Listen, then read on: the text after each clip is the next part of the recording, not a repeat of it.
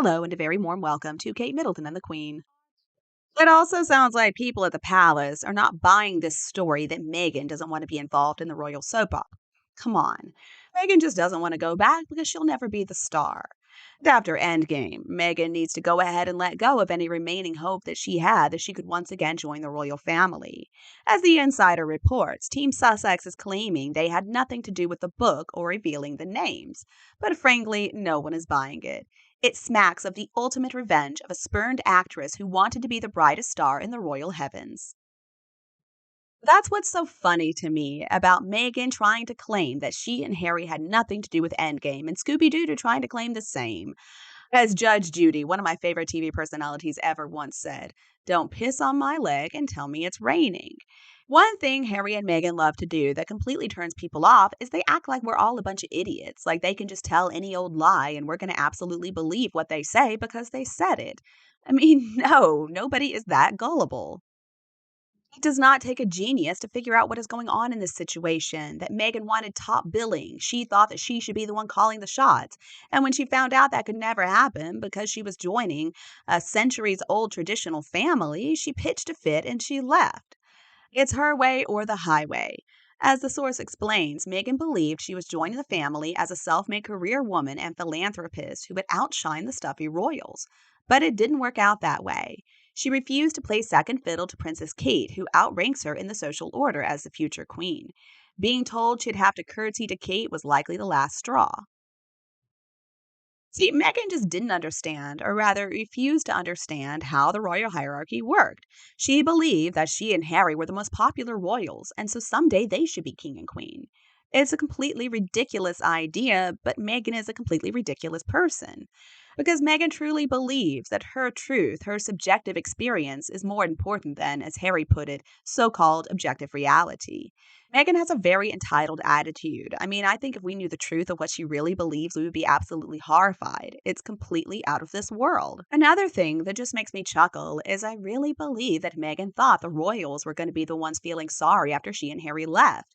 Why did she believe that, though? Why did she believe that she and Harry were so important? Sure, right after she joined the family, she and Harry were popular, but very quickly they ruined that popularity for themselves with all their hateful attacks and all their whining. So, the way I see it, Harry has got two choices here. He can either continue to stay with Meghan and continue to submit to her, or he can act like a real man for once in his life and finally make a good choice and choose his family over Meghan. I mean, if he really wants to have a future for himself, he has got to get away from her. I don't see any way forward for him if he stays with Meghan and Montecito. At this point, he's got no career. He has no career possibilities. Meghan is only thinking about herself. She's not going to throw him a bone. For right now, I guess he and Megan are still living off some of his inheritance money, but it's running out. It's running out quickly. I think the two of them are facing some severe financial problems right now. And I suspect that's also why we're hearing reports that they're considering moving away from Montecito. They claim it's because Megan needs to be closer to LA so that she can land all these big deals that aren't coming her way, I guess. I'm still not sure why they need to be closer to people who don't want to work with them. But anyway, that's what we're hearing. I'm pretty sure, though, it's because they can no longer afford that McMansion they bought in Montecito. They can't afford the house payments anymore. And it's not only the mortgage they've got to pay for the upkeep, for all the staff. It's not cheap. Harry also does not know how to make money on his own. I mean, come on. His entire life, he had everything paid for by his family. So, when facing financial difficulties, of course, his first instinct is to go back to daddy and ask for a handout. But apparently, Megan is not going to allow that. According to the insider, now she wants no part of the royals and she's demanding the same for Harry. But Meghan has made quite a reputation for herself as a lazy grifter, so I don't see how she's going to make money for the family. According to Scooby Doo and Endgame, Harry is ready to forget the 4 year family feud, and he's even given up on this so called apology that he was wanting at one point in time. Scooby Doo quoted Harry as saying, "At this point, who cares, right?" If this information is true, this would be the most sensible thing Harry has done in quite a long time. And I'm not surprised to hear that Meghan is upset about this. For Meghan, this 4 year bitter feud is all she's got. So, according to the insider, Meghan's hell bent on showing the royals they made a big mistake by not embracing her. Harry making up with his family has no part in her plan, and she's threatening to divorce him if he dares cross her. She'll go after a $40 million settlement and full custody of Archie and his little sister Lilibet. With that ultimatum in play, there will be no reconciliation anytime soon. Look, we know this divorce has been in the cards, well, ever since they got together. This relationship from the get go was unsustainable. Meghan and Harry don't strike me as people who can really support each other in difficult times. And times have been pretty difficult for them for quite some time now. I'm sure they've turned on each other. I'm sure that Meghan is blaming Harry for the situation they have found themselves in. But really, it's both of their faults. They are both culpable in this whole mess. Naturally, the only solution Harry can see to their problems is to run back to his family. But Megan, on the other hand, let's look at how she has dealt with trouble in the past. She's found some new man to attach herself to. And I suspect that's exactly what's going on here. She's already on the hunt. And as soon as she finds her next victim, then it'll be very easy to divorce Harry. She'll just claim that he chose his family over her. And then she can walk away with her head held high, or so she thinks.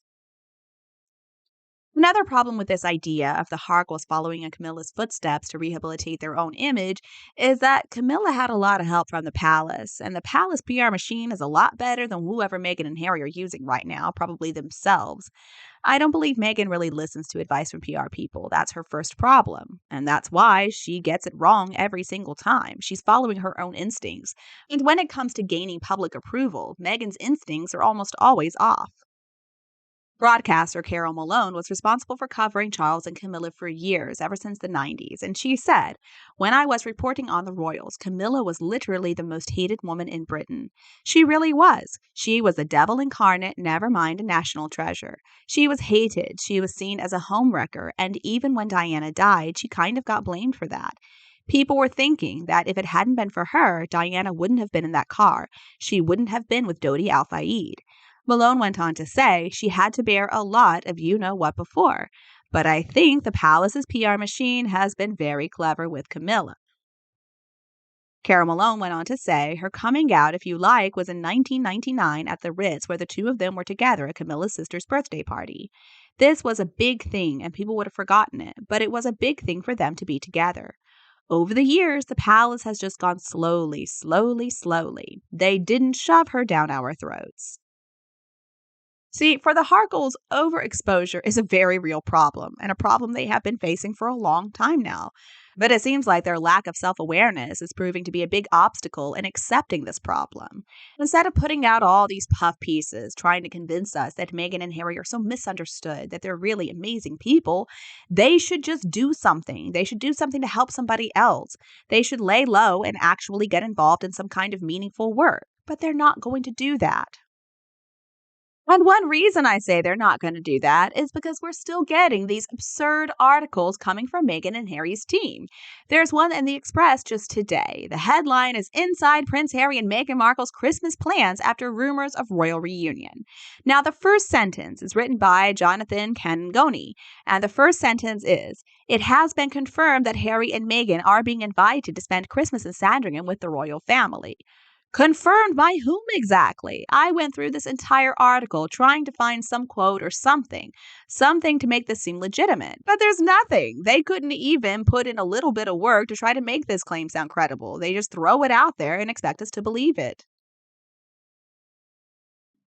The only quote they even bother putting in there is that Harry and Meghan's new strategy is reconciliation. That came from a source who spoke with Page Six. Well, we've heard that before, but just because Meghan and Harry's new strategy is reconciliation, that doesn't mean that reconciliation is possible. Last time I checked, two sides are required to cooperate with reconciliation, and as far as I can tell, the royal family is not interested. There is also another sentence in this article that has me reeling. Okay, here's the quote. Get ready for it. "It's also being claimed that Harry and Meghan's New Year resolve is to make amends with their royal relatives, as they have decided to not be used by their enemies against the royal family." I had to read this sentence about 20 times, and then I had to get some help from my husband, too, to figure out what in the world is he trying to say. I mean, are they really admitting that Harry and Meghan have been used as pawns? That there's some other powerful entity who absolutely hates the royal family who have been using Meghan and Harry to attack them? Are they really admitting that right now? To be fair, this is a conspiracy theory that has been floating around for a very long time now. I mean, for years, probably ever since MOCKED, that perhaps there is somebody working behind the scenes putting Harry and Meghan up to all this. That this person or people want to promote instability in the royal family and the monarchy because that's going to suit their own agenda. Now, of course, we don't have any real evidence of this other than looking at Meghan and Harry's behavior. We have no idea who this person or people could even be. But this sentence just strikes me as absolutely bizarre. We've never heard any admission that anybody else was involved in this whole mess except Meghan and Harry. After all, the line they're trying to stick to is that they were just unhappy as members of the family and the family had wronged them and they're just getting their truth out there. But this sounds like something entirely different.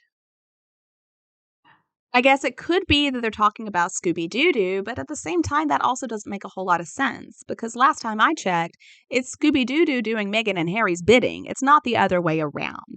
And that relationship, Meghan and Harry certainly hold a lot more power than Scooby Doo Doo does. I mean, he's just a desperate wannabe. He wants to be so close to the royals, but the royals will have nothing to do with him, so he settles for the fake royals out in California.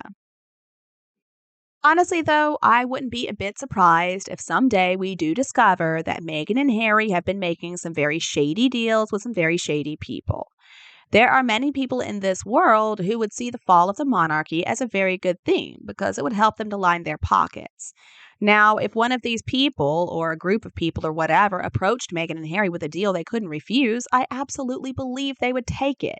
Meghan will look for any excuse to trash the royals because she's so upset that she can't be number one. And as for Harry, I think it was easy to convince him that he also had a bone to pick with his family because he was born the spare.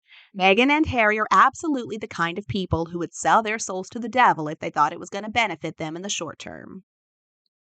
And you, what do you think of this news that Harry and Meghan just need to follow the example of Queen Camilla to rehabilitate their image? And do you think they're going to be showing up at Sandringham for Christmas? Please let me know your opinion below in the comments section. As always, if you like our video, don't hesitate to like and share it with anybody else who would appreciate it too. Another thing, I still need your help reporting the King channel. Hopefully this will all be over soon, but in the meantime, thank you so much for your support. If you didn't already, please click that subscribe button so that you don't miss a single update from Kate Middleton and the Queen. Thank you so much for tuning in. Have a wonderful week, and I'll be back to see you in the next videos.